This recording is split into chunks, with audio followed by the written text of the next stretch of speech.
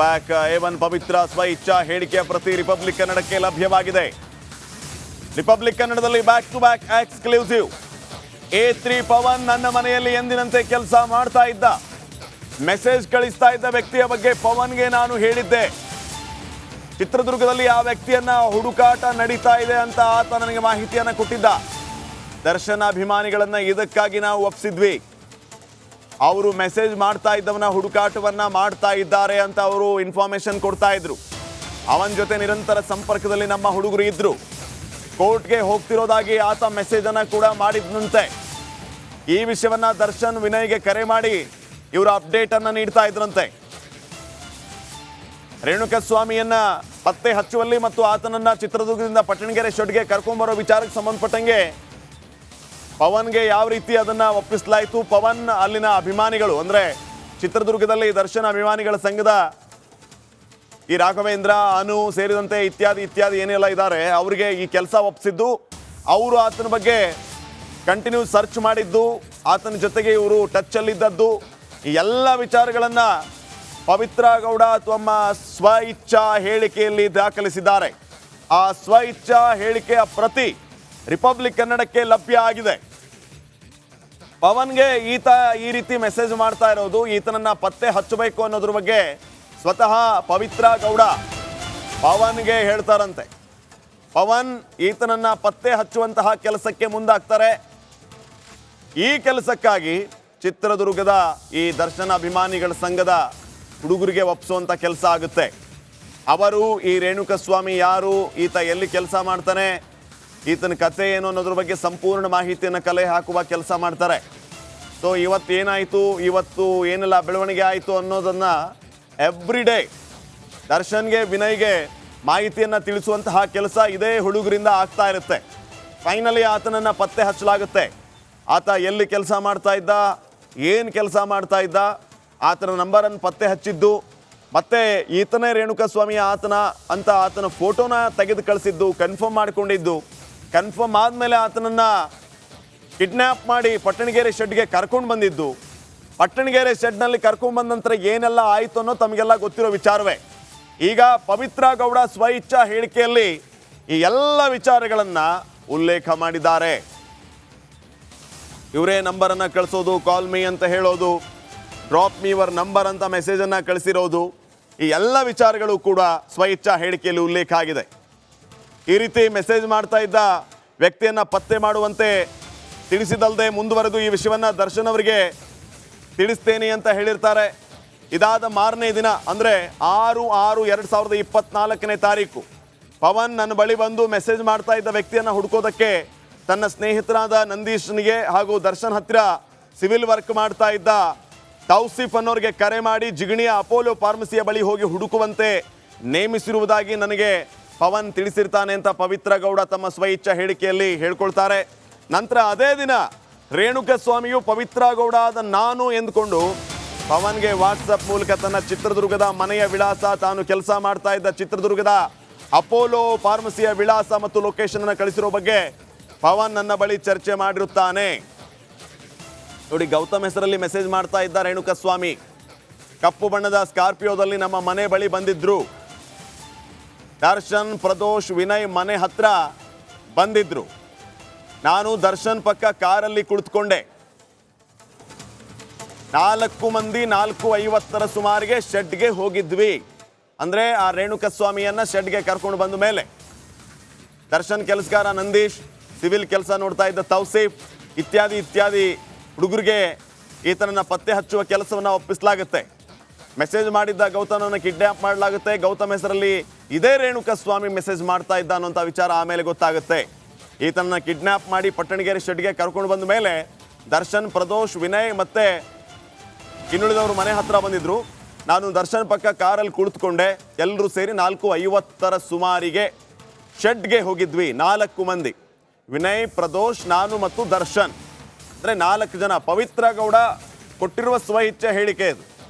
ಪವಿತ್ರ ಗೌಡ, ದರ್ಶನ್, ಪ್ರದೋಷ್ ಮತ್ತು ವಿನಯ್ 4:50 ಸುಮಾರಿಗೆ ಶೆಡ್ಗೆ ಹೋಗ್ತಾರೆ. ಗೌತಮ್ ಹೆಸರಲ್ಲಿ ಮೆಸೇಜ್ ಮಾಡ್ತಾ ಇದ್ದ ರೇಣುಕಸ್ವಾಮಿಯನ್ನ ಶೆಡ್ಗೆ ಕರ್ಕೊಂಡು ಬರಲಾಗುತ್ತೆ. ಆತನೇ ರೇಣುಕಸ್ವಾಮಿ ಅನ್ನೋದು ಖಾತ್ರಿ ಆಗುತ್ತೆ. ಆತನನ್ನು ಶೆಡ್ಗೆ ಕರ್ಕೊಂಡು ಬರಲಾಗಿದೆ ಅನ್ನುವಂತಹ ವಿಷಯವನ್ನು ಹುಡುಗರು ತಿಳಿಸ್ತಾ ಇದ್ದಂತೆ ಈ ವಿನಯ್, ಪ್ರದೋಷ್ ಮತ್ತು ದರ್ಶನ್ ನಮ್ಮ ಮನೆ ಹತ್ರ ಬಂದರು. ನಾನು ದರ್ಶನ್ ಅಂದರೆ ಪವಿತ್ರ ಗೌಡ ಮತ್ತು ದರ್ಶನ್, ಪ್ರದೋಷ್ ಮತ್ತು ವಿನಯ್ 4:50 ಸುಮಾರಿಗೆ ನಾವು ಪಟ್ಟಣಗೆರೆ ಶೆಡ್ಗೆ ಹೋದ್ವಿ ಅನ್ನುವಂತಹ ವಿಚಾರವನ್ನು ಪವಿತ್ರ ಗೌಡ ತಮ್ಮ ಸ್ವಇಚ್ಛಾ ಹೇಳಿಕೆಯಲ್ಲಿ ದಾಖಲಿಸಿದ್ದಾರೆ. ಇನ್ನು ಈಗಾಗಲೇ ಇನ್ನಷ್ಟು ವಿಷಯಗಳನ್ನು ತಿಳಿಸ್ತಾ ಇದ್ದೆ ನಾನು. ಆ ಸ್ವಇಚ್ಛಾ ಹೇಳಿಕೆಯ ಪ್ರತಿಯಲ್ಲಿ ಏನೆಲ್ಲ ಇದೆ ಅಂತ ಹೇಳಿ, ಆತನ ಲೊಕೇಶನ್ ಗೊತ್ತಾಗಿದೆ, ಆತ ಯಾರು ಅಂತ ಗೊತ್ತಾಗಿದೆ, ಈತ ಚಿತ್ರದುರ್ಗದಲ್ಲಿ ಇರೋನು ಅನ್ನುವಂಥದ್ದು ಗೊತ್ತಾಗಿದೆ ಅಂತ ಪವಿತ್ರ ಗೌಡ ಹತ್ರ ಚರ್ಚೆಯನ್ನು ಮಾಡಿದ ನಂತರ ನೀಲಿ ಬಣ್ಣದ ಅಂಡರ್ವೇರ್ ಧರಿಸಿದ್ದ ವ್ಯಕ್ತಿ ಗೋಳಾಡ್ತಾ ಇದ್ದ, ಕಣ್ಣೀರಿಡ್ತಾ ಗೋಳಾಡ್ತಾ ಕ್ಷಮೆ ಕೇಳ್ತಾ ಇದ್ದ ವ್ಯಕ್ತಿ ಈತನೇ ನಿನಗೆ ಮೆಸೇಜ್ ಮಾಡಿದ್ದ ಅಂತ ದರ್ಶನ್ ಆತನನ್ನು ತೋರಿಸಿ ಹೇಳೋದಂತೆ. ಈತನ ನಿಜವಾದ ಹೆಸರು ರೇಣುಕಸ್ವಾಮಿ ಅಂತ ದರ್ಶನ್ ಪವಿತ್ರ ಗೌಡಗೆ ಹೇಳಿದ್ರಂತೆ. ನೀಲಿ ಬಣ್ಣದ ಅಂಡರ್ವೇರ್ ಧರಿಸಿದ್ದ ವ್ಯಕ್ತಿ ಗೋಳಾಡ್ತಾ ಇದ್ದಂತೆ, ನನ್ನನ್ನು ಕ್ಷಮಿಸಿ ಕ್ಷಮಿಸಿ ಅಂತ ಕಣ್ಣೀರು ಹಾಕ್ತಾ ಇದ್ದಂತೆ. ಆಗ ದರ್ಶನ್ ಪವಿತ್ರ ಗೌಡ ಹೇಳೋದು, ಇವನೇ ನೋಡು ಮೆಸೇಜ್ ಮಾಡ್ತಾ ಇದ್ದದ್ದು ನಿನಗೆ, ಇವನು ಗೌತಮ್ ಅಲ್ಲ, ಇವನ ನಿಜವಾದ ಹೆಸರು ರೇಣುಕಸ್ವಾಮಿ ಅಂತ ದರ್ಶನ್ನೇ ಪವಿತ್ರ ಗೌಡಗೆ ಮಾಹಿತಿಯನ್ನ ಕೊಡ್ತಾರಂತೆ. ಶೆಡ್ಗೆ ಕರ್ಕೊಂಡು ಹೋದಾಗ ಈತ ನೀಲಿ ಅಂಡರ್ವೇರ್ ಮೇಲೆ ಕೂತ್ಕೊಂಡು ಕ್ಷಮೆ ಕೇಳ್ತಾ ಇದ್ದಂತೆ, ಗೋಳಾಡ್ತಾ ಇದ್ದಂತೆ, ಕಣ್ಣೀರು ಹಾಕ್ತಾ ಇದ್ದಂತೆ, ನನ್ನನ್ನು ಕ್ಷಮಿಸಿ ತಪ್ಪಾಗಿದೆ ಅಂತ ಗೋಳಾಡ್ತಾ ಇದ್ದಂತೆ. ಆಗ ಆತನನ್ನು ತೋರಿಸಿದ ದರ್ಶನ್ ಪವಿತ್ರ ಗೌಡಗೆ, ಈತನೇ ನೋಡು ನಿನಗೆ ಮೆಸೇಜ್ ಮಾಡ್ತಾ ಇದ್ದಂತಹ ವ್ಯಕ್ತಿ, ಈತನ ಹೆಸರು ರೇಣುಕಸ್ವಾಮಿ, ಈತ ಗೌತಮ್ ಅಲ್ಲ ಅಂತ ಹೇಳ್ತಾರಂತೆ. ಅಲ್ಲಿ ಸೀನ್ ಯಾವ ರೀತಿ ಇತ್ತು, ಪಟ್ಟಣಗೆರೆ ಶೆಡ್ಗೆ ಈ ಪವಿತ್ರ ಗೌಡ ಎಂಟ್ರಿ ಕೊಟ್ಟಂತಹ ಸಂದರ್ಭದಲ್ಲಿ ಅಲ್ಲಿ ಸೀನ್ ಯಾವ ರೀತಿ ಇತ್ತು ಅನ್ನೋದ್ರ ಬಗ್ಗೆ ಸ್ವಇಚ್ಛಾ ಹೇಳಿಕೆಯನ್ನ ಕೊಟ್ಟಿರೋದು ಇದೇ ಪವಿತ್ರ ಗೌಡ. 4:50 ಸುಮಾರಿಗೆ ಶೆಡ್ಗೆ ಕರ್ಕೊಂಡು ಹೋದಾಗ ಈತ ನೀಲಿ ಅಂಡರ್ವೇರ್ ಮೇಲೆ ಕೂತಿದ್ದಂತೆ, ಈತನನ್ನು ಕೂರಿಸಲಾಗಿತ್ತಂತೆ. ಅಲ್ಲಿವರೆಗೂ ಇವರು ಹೆಗ್ಗಾಮುಗ್ಗ ಥಳಿಸ್ಬಿಟ್ಟಿದ್ದಾರೆ ಆತನನ್ನ, ಕ್ಷಮಿಸಿ ಕ್ಷಮಿಸಿ ಅಂತ ಆತ ಕೇಳ್ಕೊಳ್ತಾ ಇದ್ದಂತೆ. ತಾವು ಗಮನಿಸ್ತಾ ಇರುವಂತಹ ದೃಶ್ಯಗಳು ಚಾರ್ಜ್ ಶೀಟ್ನ ಪ್ರತಿ 3991 ಪುಟಗಳ ಚಾರ್ಜ್ ಶೀಟ್ನ ಪ್ರತಿ ರಿಪಬ್ಲಿಕ್ ಕನ್ನಡಕ್ಕೆ ಲಭ್ಯ ಆಗಿರೋದು ದೃಶ್ಯಗಳಲ್ಲಿ ತಾವು ಗಮನಿಸ್ತಾ ಇದ್ದೀರಿ. ಬರೋಬ್ಬರಿ 3991 ಪುಟಗಳ ಚಾರ್ಜ್ ಶೀಟ್ನ ಪ್ರತಿ. ರೇಣುಕಸ್ವಾಮಿಯ ಮೇಲೆ ಹಲ್ಲೆ ಮಾಡಿದ್ದೆ ದರ್ಶನ್ ಅಂತ ಪವಿತ್ರ ಗೌಡ ಹೇಳಿದ್ದಾರೆ. ರೇಣುಕಸ್ವಾಮಿಯ ಮೇಲೆ ಹಲ್ಲೆ ಮಾಡಿದ್ದು ದರ್ಶನ್ ಅಂತ ಪವಿತ್ರ ಗೌಡನೇ ಒಪ್ಕೊಂಡಿರೋದು. ಇದೇ ಸಂದರ್ಭದಲ್ಲಿ ನಾನು ಚಪ್ಪಲಿಯಿಂದ ಆತನ ಮುಖದ ಮೇಲೆ ಹೊಡೆದೆ, ಆತನನ್ನ ಬಿಡಬೇಡಿ ಸಾಯಿಸಿ ಅಂತ ನಾನು ಹೇಳಿದ್ದೆ, ಎಲ್ಲರೂ ಸೇರಿ ನಾನು ಹೇಳಿದ ಮೇಲೆ ಹಲ್ಲೆ ಮಾಡಿದ್ರು. ಆಗ ದರ್ಶನ್ ನನ್ನನ್ನ ಮನೆಗೆ ಹೋಗೋದಕ್ಕೆ ಹೇಳಿದರು.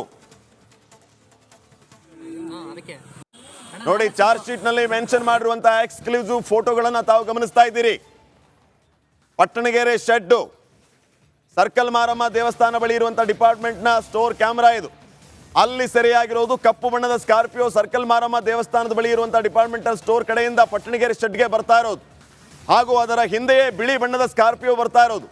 ಮತ್ತು ಸುಮಾರು 15 ನಿಮಿಷಗಳ ನಂತರ ಕೆಂಪು ಬಣ್ಣದ ರ್ಯಾಂಗ್ಲರ್ ಜೀಪ್ ಪಟ್ಟಣಗೆರೆ ಶೆಡ್ಡಿನ ಕಡೆ ಬರ್ತಾ ಇರುವಂತಹ 3 ಫೋಟೋಗಳು, ಇವೆಲ್ಲವೂ ಕೂಡ ಚಾರ್ಜ್ ಶೀಟ್ನಲ್ಲಿ ಉಲ್ಲೇಖ ಆಗಿರೋ ಫೋಟೋಗಳು. ಶೆಡ್ಗೆ ನೇರವಾಗಿ ಸುಮಾರು 100 ಮೀಟರ್ ದೂರದಲ್ಲಿರುವ ತಿಪ್ಪೇಸ್ವಾಮಿಯವರ ಮನೆಯ ಕ್ಯಾಮ್ರಾ ಇದು. ಆ ಕ್ಯಾಮ್ರಾದಲ್ಲಿಯೂ ಕೂಡ ಇವೆಲ್ಲವೂ ಕೂಡ ದರ್ಜ್ ಆಗಿದೆ. ನೋಡಿ, ಆ ಜೀಪ್ ಬರ್ತಾ ಇರೋದು, ವೈಟ್ ಕಲರ್ ಸ್ಕಾರ್ಪಿಯೋ ಬರ್ತಾ ಇರೋದು, ಅದಾದ ನಂತರ ರೆಡ್ ಕಲರ್ ರ್ಯಾಂಗ್ಲರ್ ಜೀಪ್ ಬರ್ತಾ ಇರೋದು. ಈ ಎಲ್ಲ ಫೋಟೋಗಳನ್ನು ಕೂಡ ಅಲ್ಲಿ ನಮೂದಿಸಲಾಗಿದೆ. ಚಾರ್ಜ್ ಶೀಟ್ನ ಎಕ್ಸ್ಕ್ಲೂಸಿವ್ ಡೀಟೇಲ್ಸ್ ಅನ್ನ ತಾವು ನೋಡ್ತಾ ಇದ್ದೀರಿ. ಕಪ್ಪು ಬಣ್ಣದ ಸ್ಕಾರ್ಪಿಯೋ ಪಟ್ಟಣಗೆರೆ ಶೆಡ್ಗೆ ಬರ್ತಾ ಇರೋದು ದಿನಾಂಕ 8/6/2024, 8/6/2024, ಸಮಯ 4:49.